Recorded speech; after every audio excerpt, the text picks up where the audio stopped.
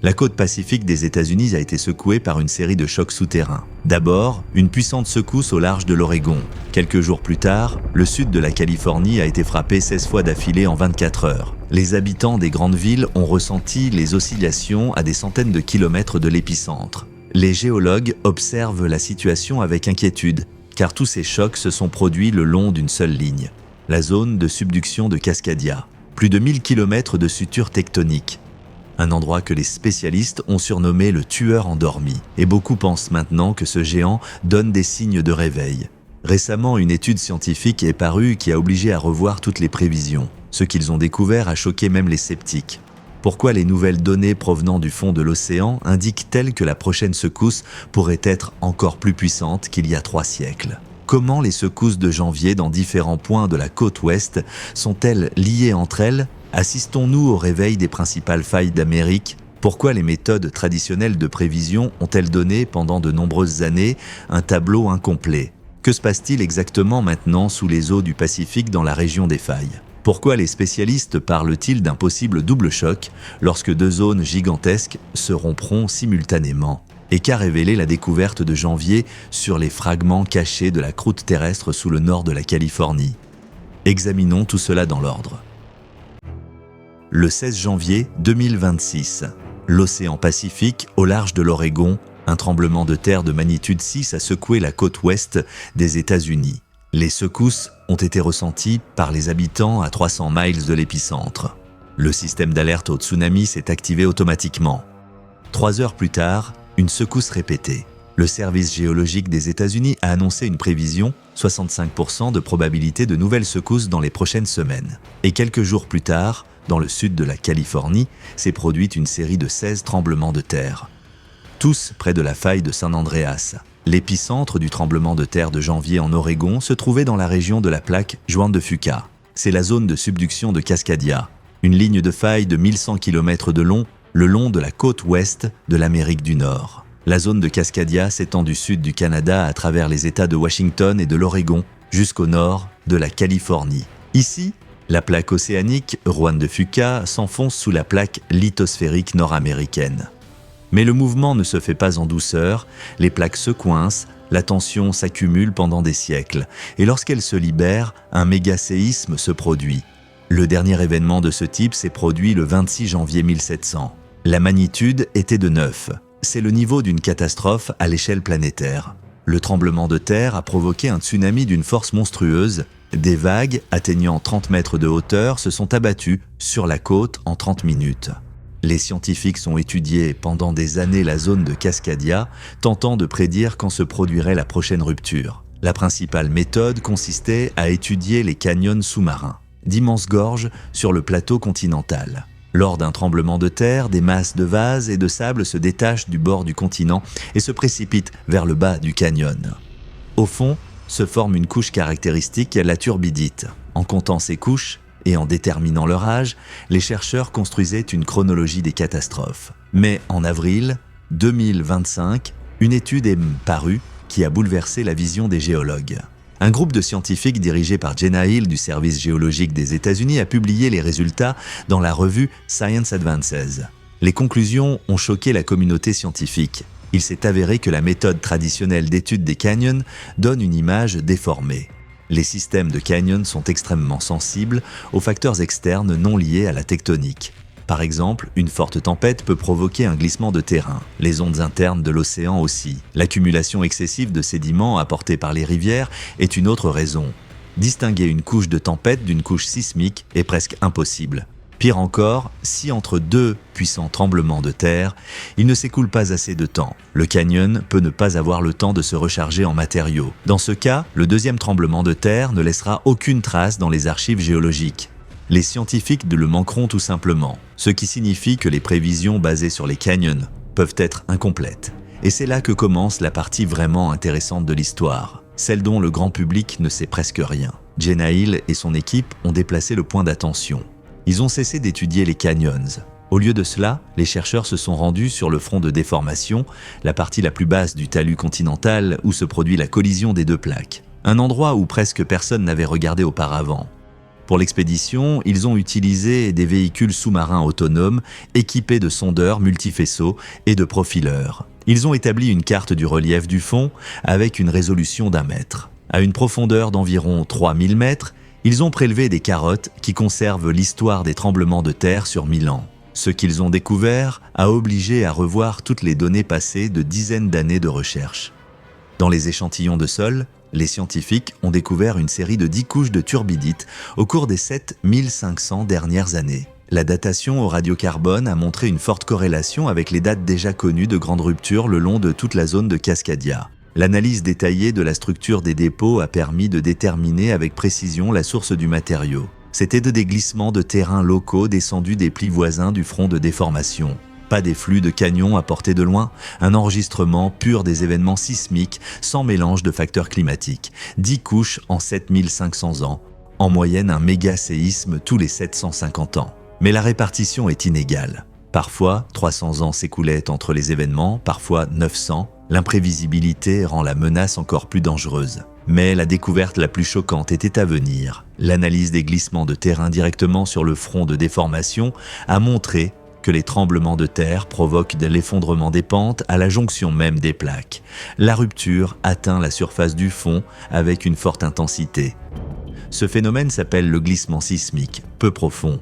On pensait auparavant que dans la partie supérieure de la zone de subduction, le mouvement se faisait en douceur, mais les données de Jenna Hill ont réfuté cette théorie pour Cascadia. Si lors d'un tremblement de terre, le fond se déplace brusquement sur une grande surface dans la zone de contact avec l'océan, cela conduit au déplacement vertical d'énormes volumes d'eau. Le déplacement vertical augmente considérablement la hauteur de la vague de tsunami qui se forme. Et c'est précisément ce type de rupture qui a été observé lors du tremblement de terre dévastateur de Tohoku au Japon.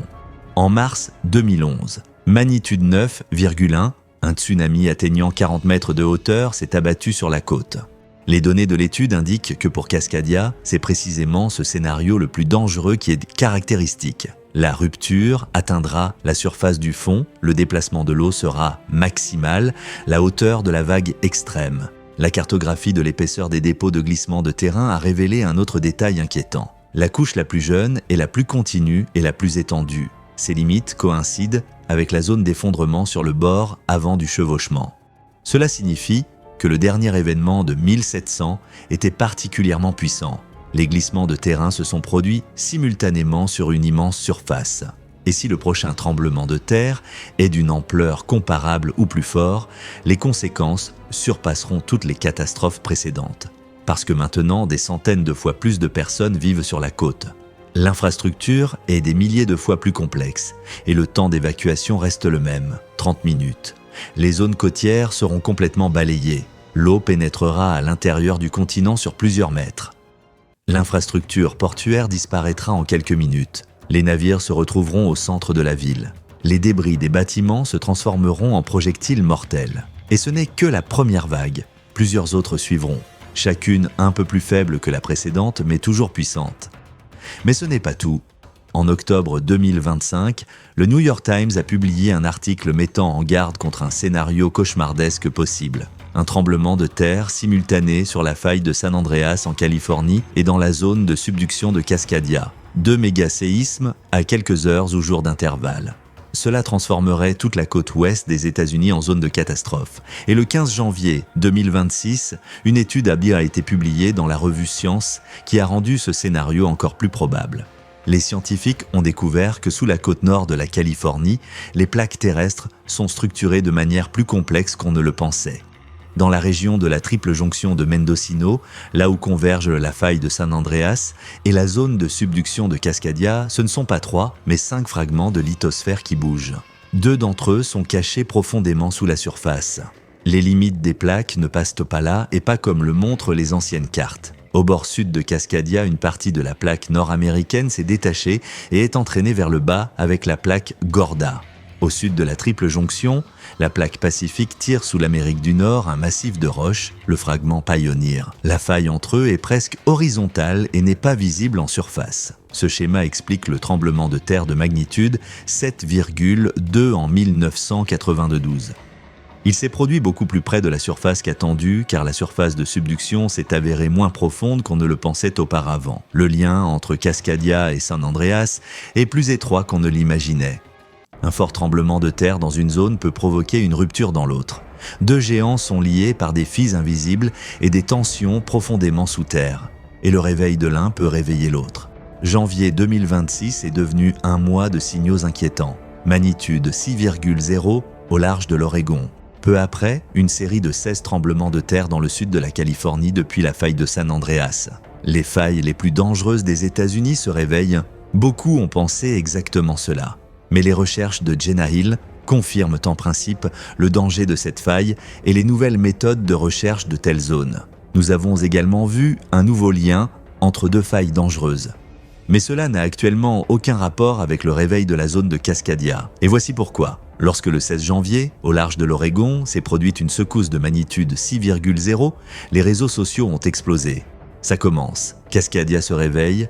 La panique se propageait plus vite que les ondes sismiques, mais la réalité s'est avérée plus complexe que les gros titres. L'épicentre se trouvait à 295 km de la côte, à l'ouest de la ville de Bandon. Profondeur de 4 à 7 km sous le niveau du fond océanique.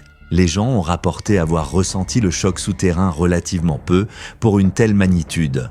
Et voici le détail que beaucoup ont manqué. Le tremblement de terre ne s'est pas produit dans la zone de subduction de Cascadia. Il s'est produit dans la zone de la faille de Blanco, une structure géologique complètement différente. Et la différence est cruciale pour comprendre la menace réelle. La zone de faille de Blanco est une faille transformante. Deux plaques tectoniques glissent l'une contre l'autre horizontalement, comme deux planches de bois qui frottent par les côtés.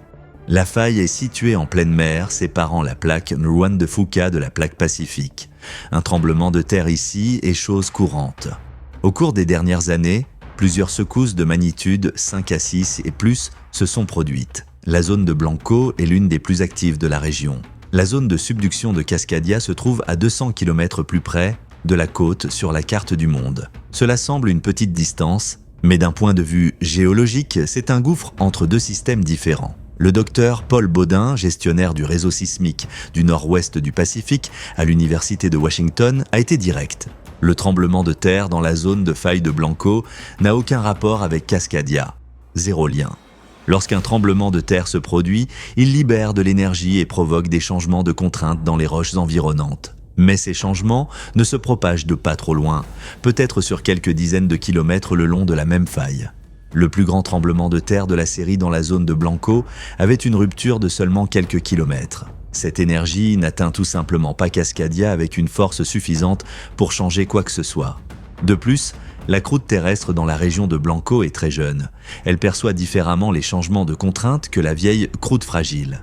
Mais si le tremblement de terre à Blanco n'est pas un signe d'un grand événement, quel signe faut-il chercher ? Dans la zone de subduction de Cascadia existe un phénomène que les sismologues appellent tremblements épisodiques et glissements lents. Les roches s'adaptent lentement, libérant une petite quantité d'énergie au fil du temps.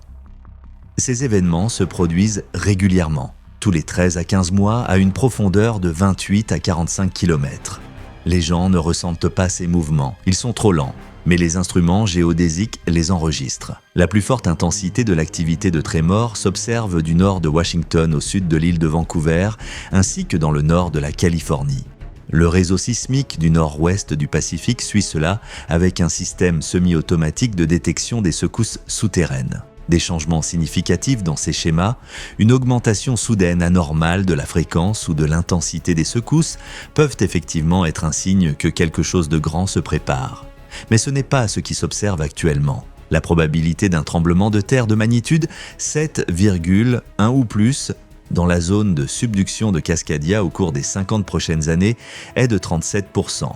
Du point de vue des risques géologiques, 37% est une probabilité extrêmement élevée. Une étude récente du professeur associé du département de géosciences à l'Institut de Virginie a révélé un aspect de la menace auquel beaucoup n'avaient même pas pensé.